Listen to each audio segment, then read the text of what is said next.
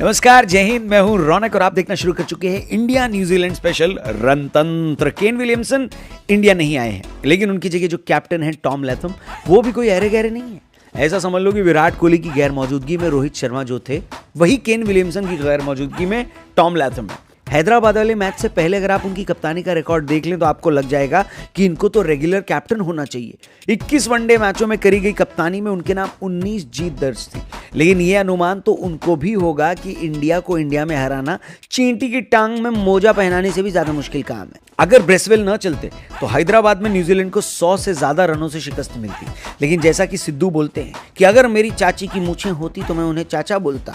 इसी तरह क्रिकेट में भी अगर मगर का स्कोप नहीं है, और ब्रेसवेल ने तो दुनिया वालों को अपना इंट्रोडक्शन पिछले साल ही दे दिया था। वैसे तो ब्रेसवेल को इंटरनेशनल क्रिकेट में अभी 1 साल पूरा नहीं हुआ है, लेकिन आयरलैंड के खिलाफ खेली गई उनकी 127 रन की पारी क्रिकेट फैंस के जहन में छप गई है।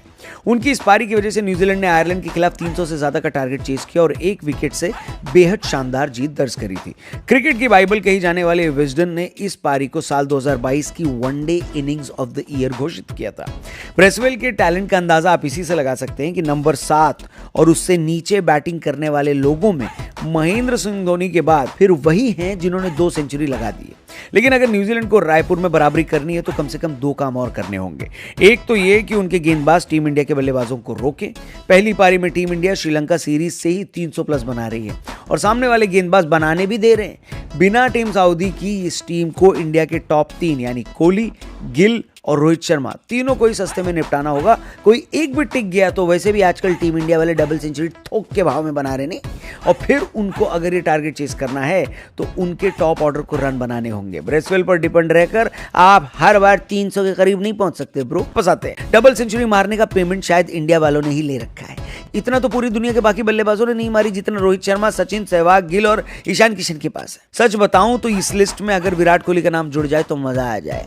वैसे ये उनका साल चल रहा है, बहुत ही मुमकिन है कि अगली डबल सेंचुरी आपको कोहली की तरफ से देखने को मिल जाए, क्योंकि बाकी ऐसा कुछ तो है नहीं कि विराट के पास बचा है। वर्ल्ड कप जीत रखा है, सचिन के रिकॉर्ड को तोड़ने वाले, बस एक डबल सेंचुरी वनडे में चाहिए और आईपीएल ट्रॉफी में। फिलहाल इंडिया न्यूजीलैंड पर आते हैं। शुभमन गिल के पास सेंचुरी की हैट्रिक बनाने का मौका है। लगातार उनके बल्ले से 2 आ चुकी हैं। पिछली बार तो डबल आ गई थी, लेकिन उन्होंने कम से कम एक बात तो पक्की कर दी है कि अब इंडिया को ओपनिंग कॉम्बिनेशन में कोई चेंज करने की जरूरत नहीं। इसका मतलब ये है कि केएल राहुल के वापस आने के बाद ईशान किशन को बाहर बैठना पड़ेगा, और अब तो ईशान किशन ने रोहित शर्मा को मुंह पे बोल दिया है कि कप्तान तो आप ही हो, आप ही बाहर बिठाते हो। लेकिन रोहित भाई की भी मजबूरी है, खिलाड़ी सिर्फ 11 ही खिला सकते हैं, और उसमें भी कुछ अब बहुत स्पेशल हो गए हैं, जैसे कि सिराज भाई। ये लड़का देखते देखते वनडे रैंकिंग में नंबर 3 पर पहुंच गया, और जिस हिसाब से बॉलिंग कर रहा है लगता है 1-2 हफ्ते में दुनिया का नंबर 1 बॉलर बन जाएगा, जो कि एक इंडियन फास्ट बॉलर के लिए बहुत बड़ी अचीवमेंट है। वो भी तब जब बॉलिंग लाइनअप में बुमराह नहीं मौजूद हैं और सिराज ने अकेले दम पर कहर मचा के रखा है। जिस फॉर्म में सिराज चल रहे हैं